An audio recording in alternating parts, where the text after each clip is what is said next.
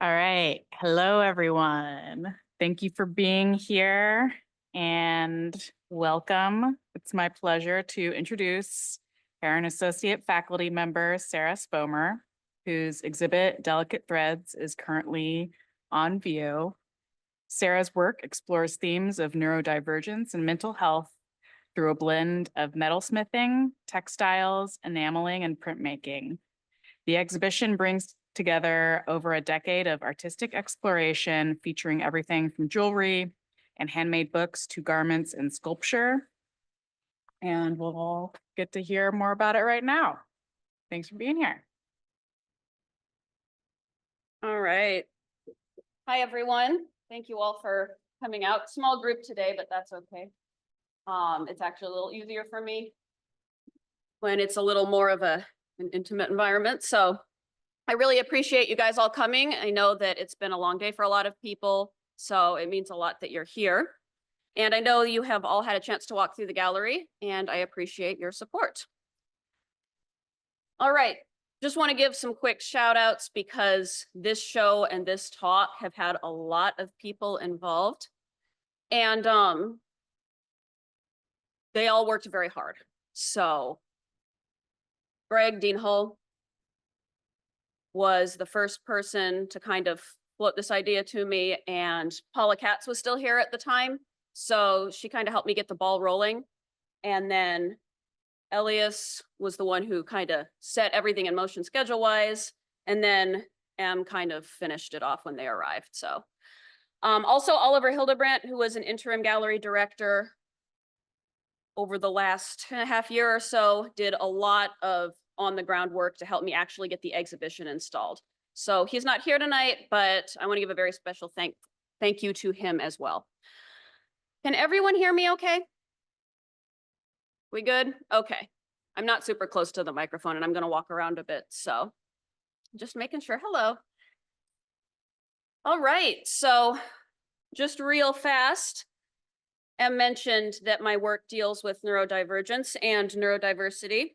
And these are relatively new terms compared to more classic diagnoses like autism spectrum disorder or obsessive-compulsive disorder. And they've really come into prominence kind of in the last 20 years as an alternative to medicalization and pathologization of what people are now starting to think are just basic differences in neural functioning. So these definitions: neurodivergence from Oxford, divergence in mental or neurological function from what is considered typical or normal. And neurodiversity refers to having or relating to a disorder or condition, such as ASD, ADHD, dyslexia, or OCD, that impacts the way the brain processes information. And that is from Merriam-Webster. I tried to get both definitions from one dictionary, but for some reason that was just not going to happen. So we'll have to trust both of them. While I was doing that online search for the exact definitions, I also saw an alternative definition of neurodiversity, which described the general thought that everyone's brain is different and different does not necessarily equal wrong. And it's part of a push for a greater acceptance of differences in processing and how people respond to the world in social situations and through their own perspectives. So I thought that was really cool to see that definition. This is a piece that I did way back in 2010 in Drawing 2. And I know a lot of you have gotten through Drawing 2 and might have even done something similar to this. I had completely forgotten about this drawing. I had saved it because it was one of my favorites, but I had forgotten about it until relatively recently when I looked back and realized this was actually an early version of what I ended up doing in my body of work as a professional artist. And I thought that was really cool. So in this piece, what my instructor had me do, what she had all of us do, was hold 5 pencils in our hands like this, right? The whole box, and just go at it, right? She didn't tell us to map anything out. She had us ditch the construction lines, ditch the siding, just throw all those pencils down and go for it, right? And I really loved that because I felt like it made it really fun, vibrant, It was something different. It was something interesting.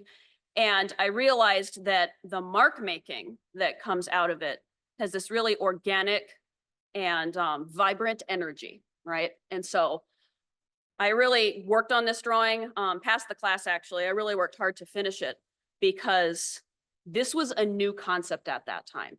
Before then, my drawing instruction had been so tight and controlled. So this idea that you could just let go and kind of rely on your subconscious to tell you what to do and how to construct your piece was fascinating to me. So I will come back to that in just a moment. Couple of other things that I did back in my undergraduate days that were kind of early explorations of this theme. I made a book, in the visual book, which is a fantastic class, highly recommended.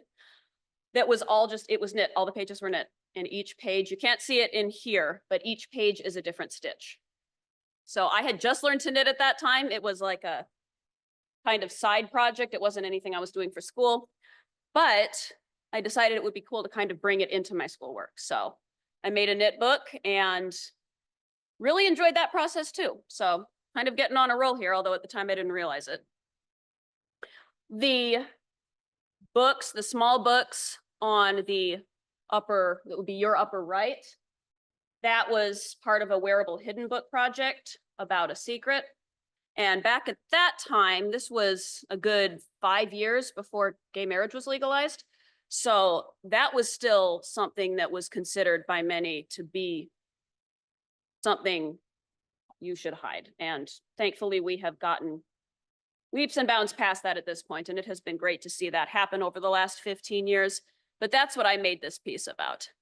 The inside, you can see it in the gallery. The inside has a spectrum on the pages. They're an accordion fold, and different unkind words are printed on each of the pages, but at the end, there is an identifier for mine, me, and for the Black one, who was one of my best friends from high school, my friend. So I was exploring themes of how bigotry and prejudice in your community can shape your mental health.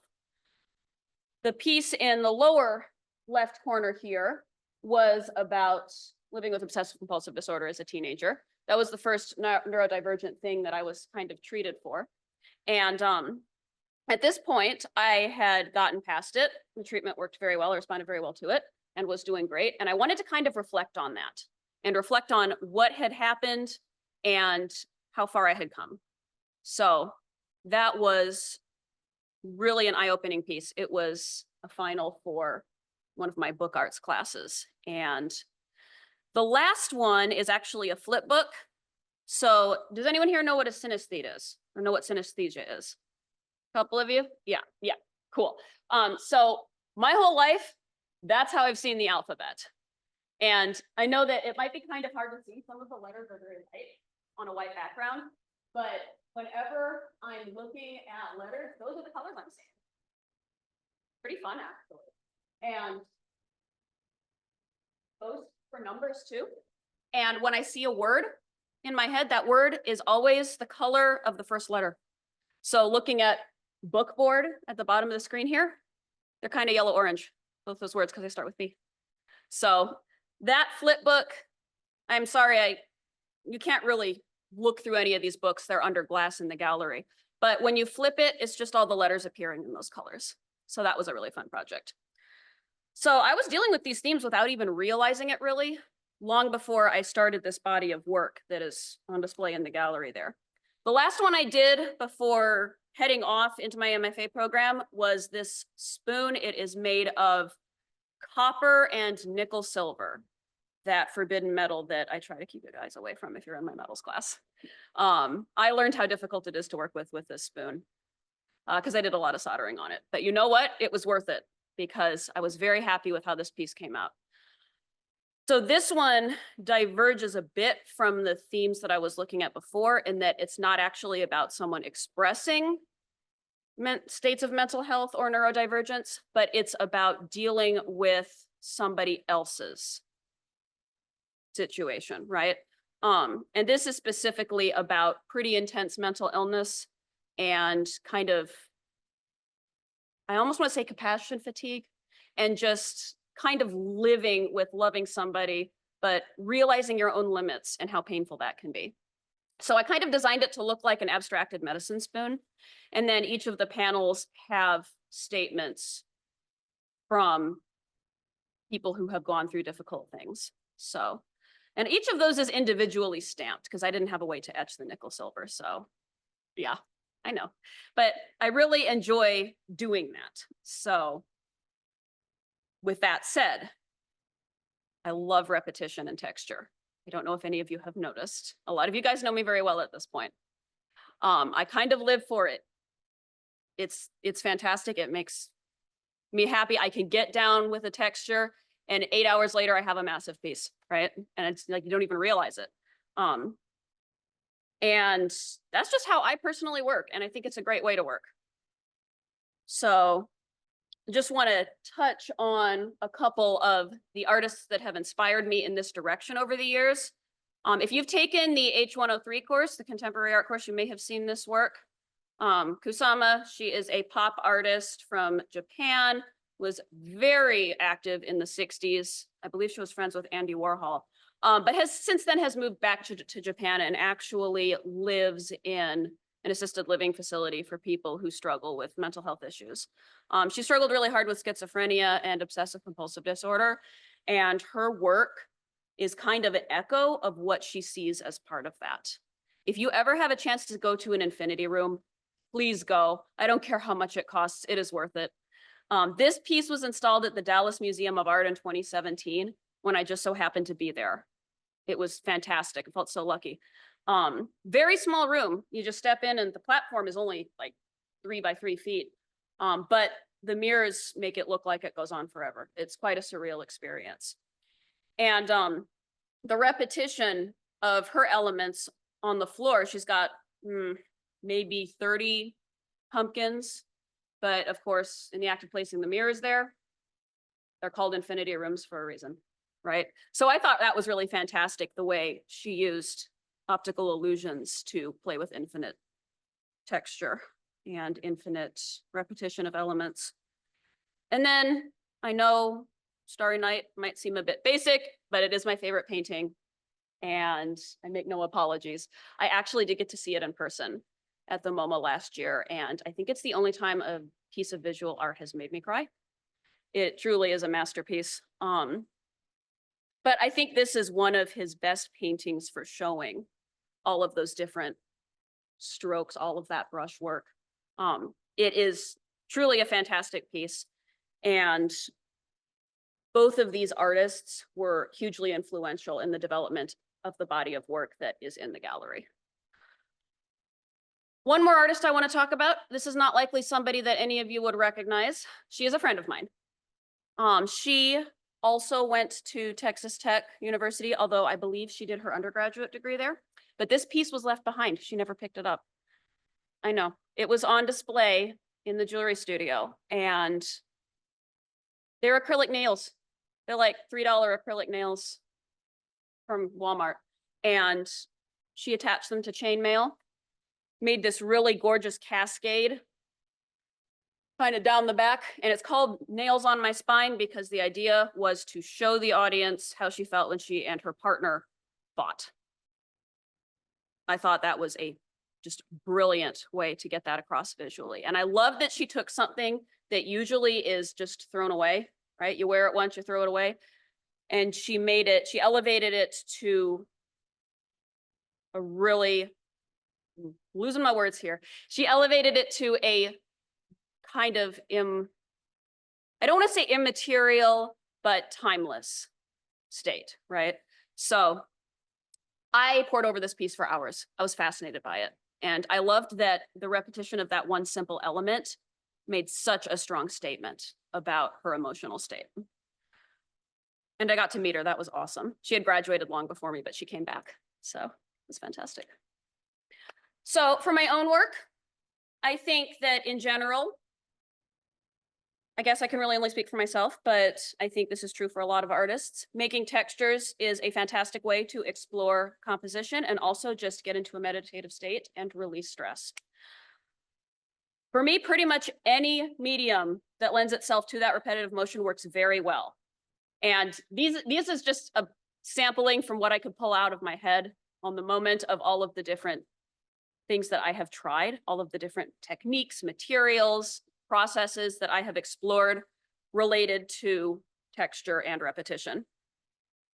Knitting is something I've been doing for about 16 years now. Weaving is a relatively new one. And some of these others are things that I've been doing since I was a kid. Others, I'm still just beginning to explore. There's no real end to it. I'm always looking for new ways of exploring texture in my compositions. All right, so here's what that actually looks like.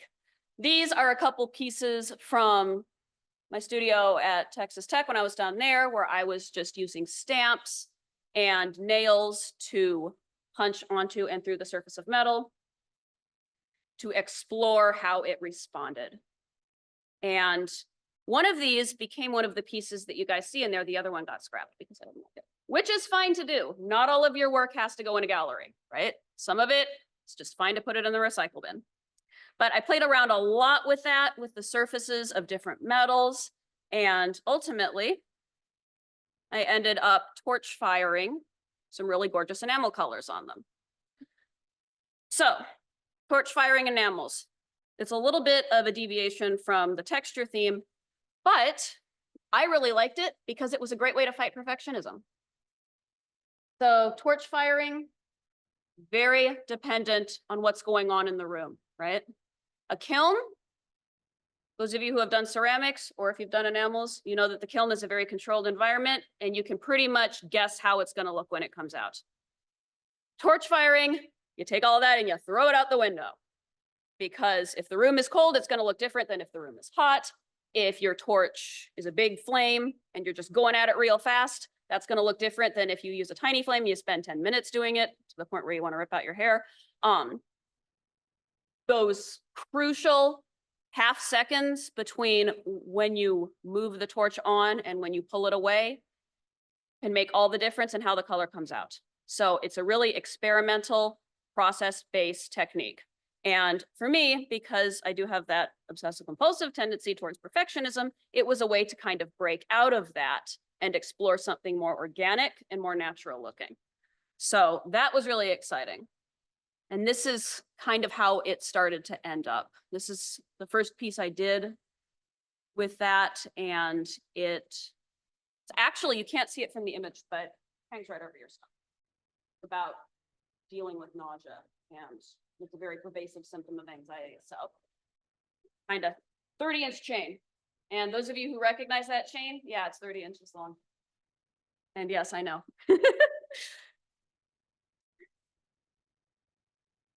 So here is another example of where those stamp textures and that torch firing went.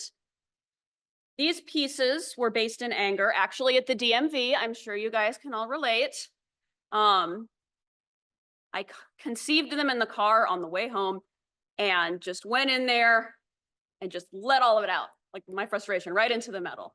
And then considered, what does the cycle of anger look like? You know, when you're first starting to feel it versus when it explodes versus when you're done. And you may have lost some friends. And it's just like, oh, man, yeah. So that was kind of where I was headed with this. But I really like how much of it was still just left to chance with that torch. And I felt like that burn effect, which you get with torch firing, especially around the edges, was a really fantastic way of just taking that abstract concept and getting the idea across without necessarily telling everyone what to think. So those pieces are in the gallery, and there is actually an image with the back side of them because the color is on both sides, and that's hanging above the case. All right, I went further with that concept the next year. I had been hospitalized and had had a pretty bad GI infection, and it actually tapped into the fear of vomiting that I had been dealing with for years. So it's not exactly a fun or pretty piece. It is about anxiety around that particularly admittedly unpleasant bodily process. But it is something I was able to work through with a gradient with the torch firing. So this piece is also about 30 inches long, and all of the elements around those settings, around those enameled plates, it's kind of hard to see, but they are 22 gauge wire that I followed the ends of and soldered down to a plate. That's what all those little specks that you see surrounding the enamels are. All right, you guys know these words? Repression and catharsis? Common topics in the arts community. Who recognizes this guy? Good job, Chris. Lainey. Yep. Father of psychoanalysis. A lot of people joke about him these days.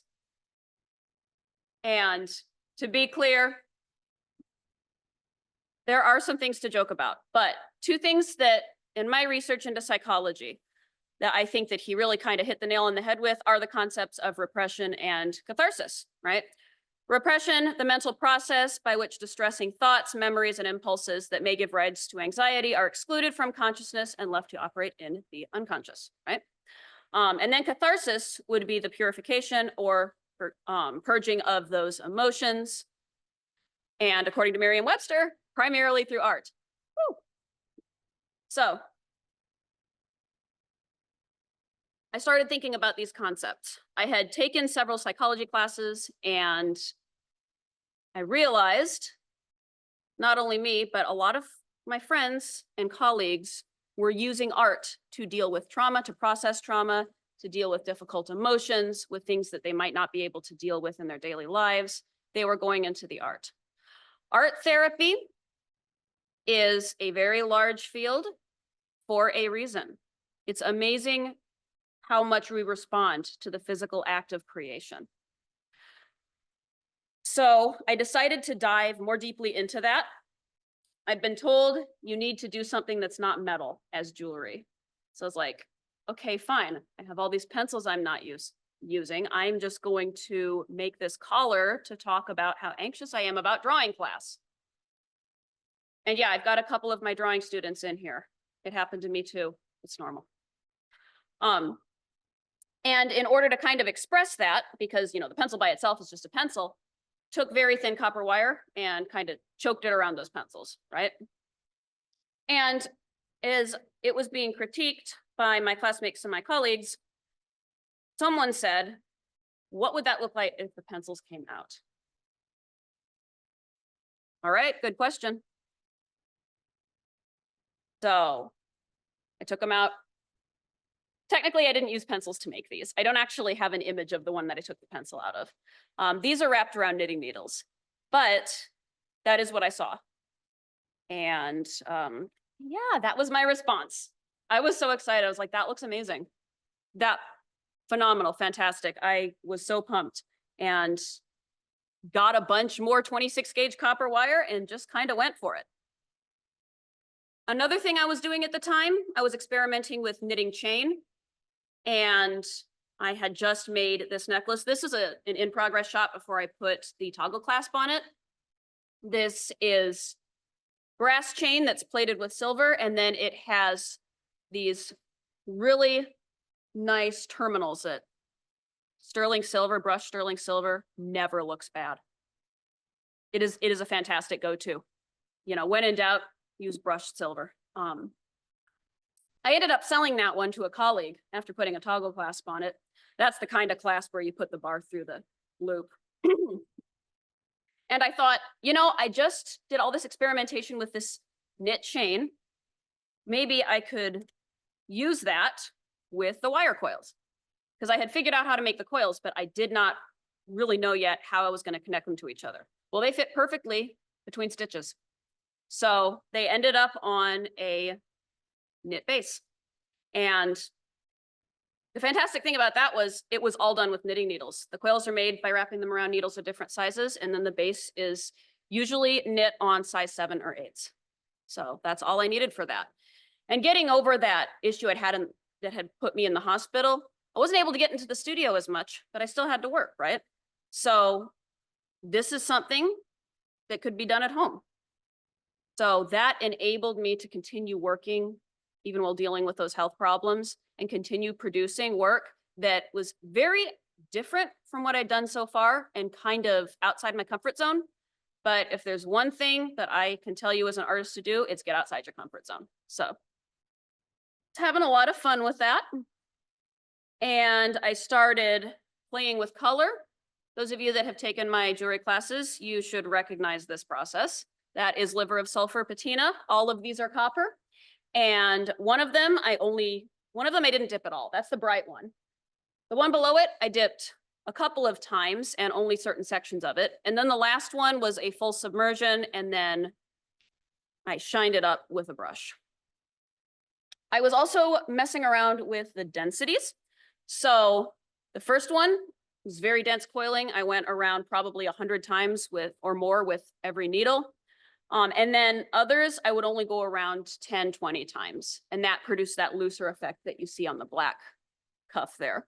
So this was just a series where I was running those experiments. And then I decided to add beads, because why not? You guys saw bead weaving on my list of things I've done. I had some seed beads. They make really nice areas of light, catch the eye. And when I was working on this collar, I was dealing with a bit of depression, very homesick at the time. You know, I was 1,000 miles from everybody. And also at that point, that was year 3. Those of you who have MFAs, you know, that's generally the thesis year, and it's very, very high pressure. So I was thinking when I was looking at it, you know, even dealing with these negative feelings, I still have these moments of joy and these moments of spark and excitement. And I thought, you know, beads are a really good way to kind of manifest that. So I got really into using them. And then I added panels. Another thing I really enjoy doing is sawing and piercing, which is where you take a jeweler's saw, which is similar to a coping saw, a little finer, and you cut shapes out of sheet metal. So I started mounting those coiled pieces on panels that I had cut, these kind of these very intricate, they're not really filigree, but lattice style textures out of. And what was really fun was I realized that that is actually a C. It's a vector shape. It's a C from a typeface that I stretched out, right? And kind of made more squat. And that does look like knit stitches. I didn't even mean to do that, but it looks like knit stitches. And if you look through it, you see the actual knit stitches. So that was kind of a cool trick. And I added some silver panels to just kind of break up all that black a little bit more. And then once I'd finished that, decided to attach the coils to a whole metal basket. That is a 6-inch diameter basket, 18-inch solder seam, for those of you who know the lingo. A lot of fire on that piece. So this one, it is a little darker now because it's oxidized over the years, but this was kind of the ultimate piece I did with those processes. After I finished that, I moved on to other things, although I did come back to do one more coiled piece in 2021, which I will get to in just a moment. One other thing I was doing, I took some thicker wire. So if that is 26 gauge, that wire on the right is 24. So it's a little bit thicker, right? And I started wrapping it around some tweezers. And I was thinking, you know, with the needles, it makes a line. But with the tweezers, it makes a point that becomes a bead. So started having fun with that too, just kind of playing with the idea of point versus line with these dimensional wire pieces. And started looking for ways to incorporate these little beads into larger pieces of jewelry. Now, I want to make clear, this isn't like a unique thing, right? There are a lot of jewelers out there making beads like this. I knew that. I just wanted to kind of bring it into a new context. If you ever see these out there, I personally think they are gorgeous and totally worth buying and wearing. They're not something you see very often. But in this case, I wasn't just thinking about how nice they look. I was thinking about their heaviness. They have a lot of weight to them. And I was still exploring those themes of anxiety and depression. So I wanted to see where I could take these beads, which are much, much heavier than those coils, right? Because they're all wrapped around one dense point. This cuff weighs 3.5 pounds.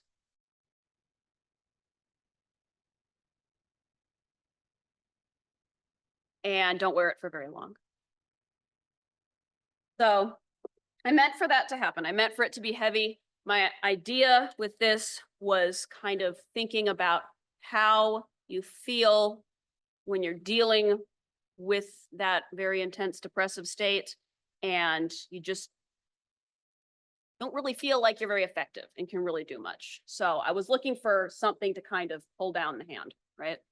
And make it very hard to lift. So that's kind of what I was going for, was all of that weight. But when I finally weighed it, I really didn't think it would come out to 3.5 pounds. And I did, props to this model for keeping it on long enough to be photographed. We got some pretty good images, but I'm sure she was, as I was, excited to take it off. So I mentioned earlier that I used to do a lot of drawing, book arts, printmaking. I did continue that direction, kind of parallel to the metalsmithing direction. And I tried to really bridge the gap between them with these concepts. First attempt was making these maze books. They are, if anyone has ever made one of these, they are one piece of paper that has been folded many times to create a book-like structure. And I was looking for ways to make books wearable. Ultimately, I didn't keep this piece together. I still have the books, but they are not on the chain because I wasn't entirely happy with it. But you can see the different media techniques there, the different drawing techniques I tried. All of those cutout shapes that you see are drilled through the book block and sawed out with a jeweler's saw. So I was really playing with interdisciplinarity at the time. And it says mixed media. This was 10 years ago, but I believe it's mostly watercolor, colored pencil, and the Copic markers. And then I went in and treated it like sheet metal. So I don't know, I had a pretty good time with it, but I did end up moving past that and not exploring that too much. Went into an intaglio class and started kind of translating those coils into 2 dimensions.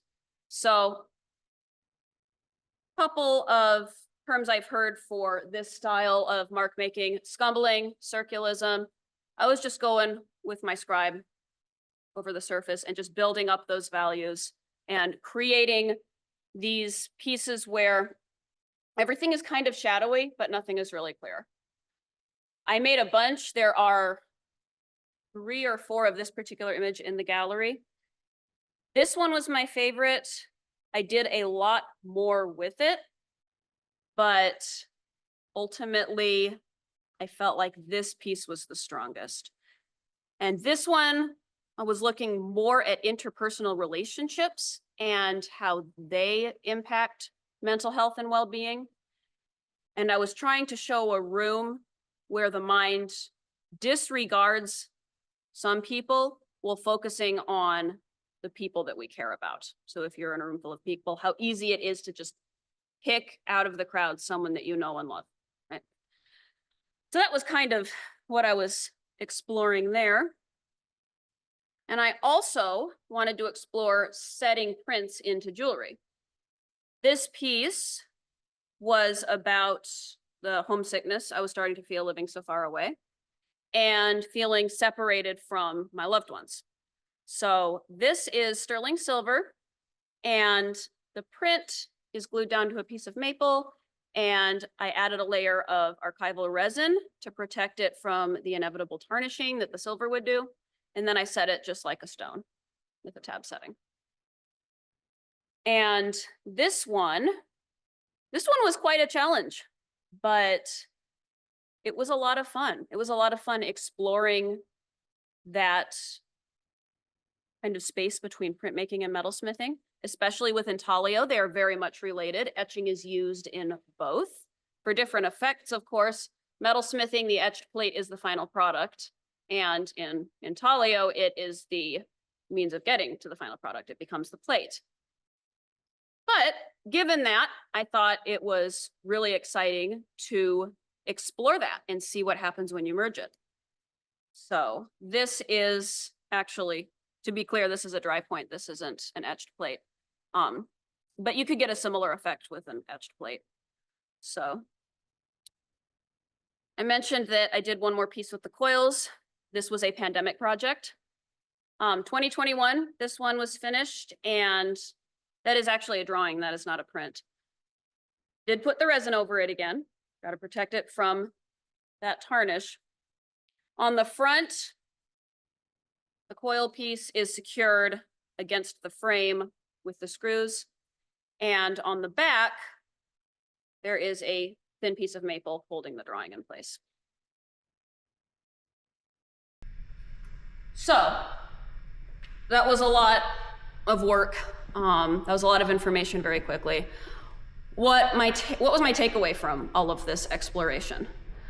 Well, the first one was I really, really like repetition. And call it the OCD or the ADHD that I got diagnosed with later, but you gotta embrace who you are. And the best way to make art is to go with what is in you, you know. That is one lesson that I learned from a good friend. Even if you see someone else's work, you're like, oh my gosh, I wish I could do that. Well, maybe you could, maybe you couldn't. Maybe that's not how your brain works, and that's okay. That's neurodiversity. You know, if everyone made the exact same thing, the art world would be very boring, indeed. And we don't want a boring art world.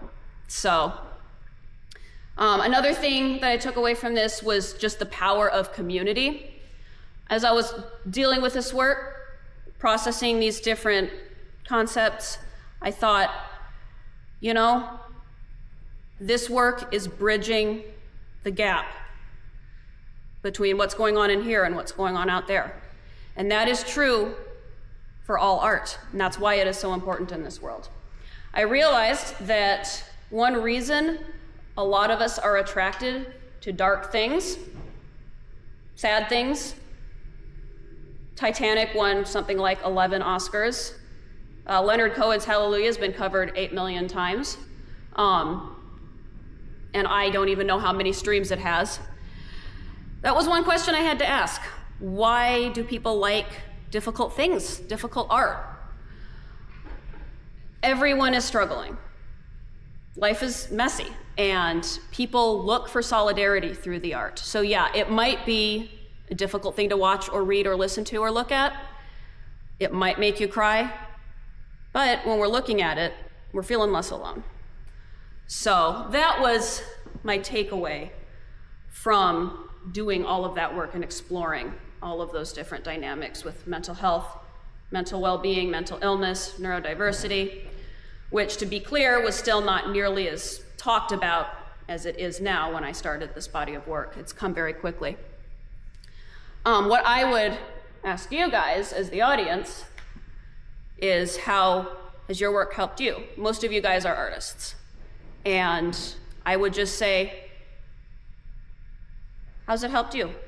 Do you have something that you feel really strongly about that you're expressing? And what is it saying? Are you wanting to communicate? I have a whole world going on in my head, and it just runs all day and night.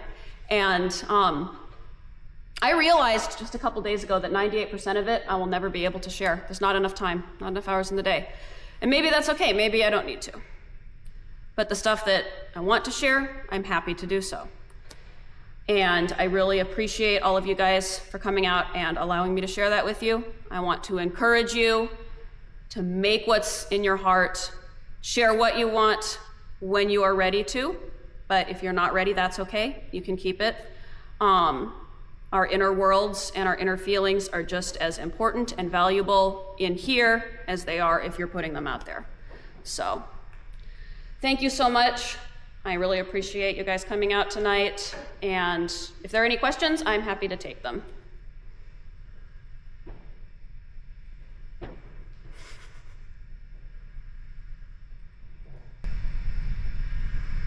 No? No questions? Yes, Chris. A slight question. So you said that you like the idea of repetition, but at the same token, you're recreating like the same things you made over and over, especially with the with the coils. Mm-hmm. How do you like distinguish between them when you're making pieces like this, like for future reference?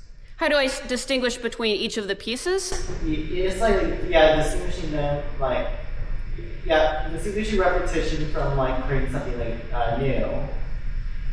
So, I think you're asking, how do I distinguish between separate pieces that all have the same texture? Is that what you're saying? All right. So, in that case, I mean, I did make several of those bright copper coil pieces that all looked the same. And yeah, if you put them together, they all kind of bleed together into one composition.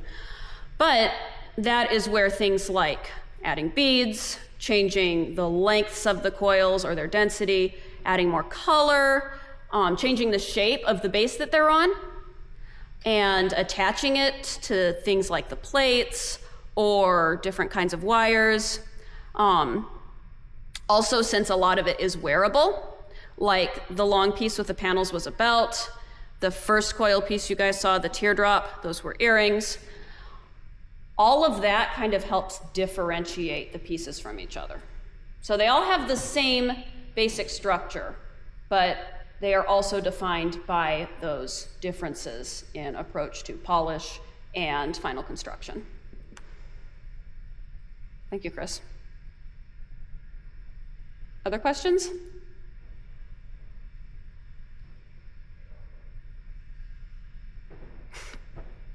No other questions?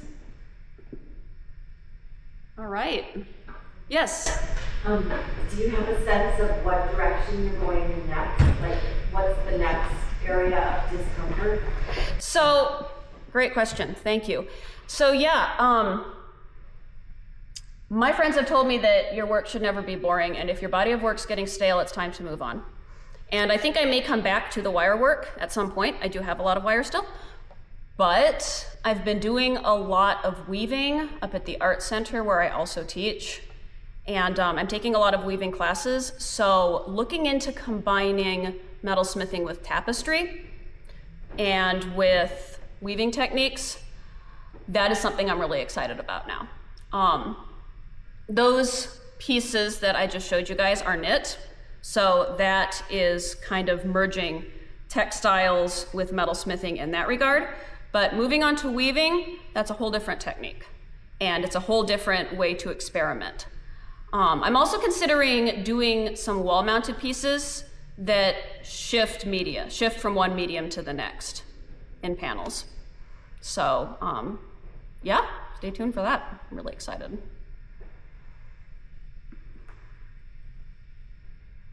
Anyone else? I know most of you guys so well, I feel like I'm meeting your eyes and I'm like, no? It's just hard to come up with like follow-up questions on the fly, you know? Yeah, Chris. Especially with like the overflow of information. I'd say you're pretty good at it though. No, it just sounds like a repeat of what you just said. Yes, Lainey. Well, speaking on the themes of like neurodiversity, how have you found navigating the teaching world, like with your neurodiversity? I find that my personal brand of neurodiversity is very helpful with teaching. I think it's actually what makes teaching work for me. That's not necessarily true for everybody, of course. But you're actually not even the first person to ask that question. A lot of people would think, isn't a classroom, especially like a metals classroom or an art classroom, overstimulating? I don't know about other people and I can't speak to them, but for me, it's like my chaos, right? It's my classroom. So that's not nearly as bad as when I'm just a random figure standing in a crowd. with no control over any of the noise or any of what's, any of what's going on around me. So yeah, I find it very helpful. And it's also really helping to connect with other people who are also neurodiverse, because that is a point of understanding, if that makes sense. And we have a lot of neurodivergent people on this campus and at Herron. So I am just so grateful that I can make that connection, because I have had, I've had a lot of people in my life who can't, and I think there is a loss there. It's like you're operating on different wavelengths, right? It's like you're on 98.7, but somebody else is on 92.5, and it's just not connecting. So yeah, I found it to be very helpful.